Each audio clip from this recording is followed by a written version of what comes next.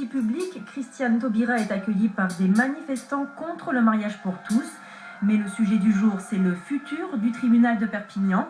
Le président de la CCI propose de vendre les locaux du palais consulaire pour agrandir le palais de justice, ce qui permettrait de créer une cité judiciaire en centre-ville, une proposition qui a séduit la ministre de la Justice.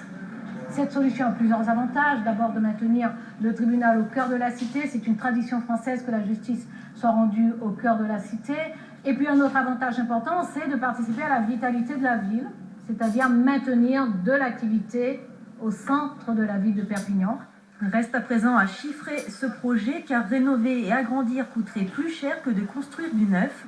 La ministre de la Justice a fixé une limite, 50 millions d'euros. C'est en tout cas un projet qui met tout le monde d'accord. Il n'y a plus d'excuses à avoir. On peut maintenir le tribunal de Perpignan sur l'ensemble actuel, avec notamment le palais consulaire. C'est une décision qu'il faut prendre rapidement. Christiane Taubira doit trancher dans 6 mois. Autre point évoqué, le projet de sas de sécurité. Un sas pour transférer les détenus vers les fourgons de police sans passer par la voie publique. Les travaux auraient dû débuter en octobre. Ce ne sera pas avant plusieurs mois. On est quand même assez déçus de leur réponse, car effectivement, nous pensons que les dates qui avaient été planifiées au départ ne seront pas respectées. Et un jour qui passe, c'est un jour encore dans l'insécurité des fonctionnaires de la police de Perpignan.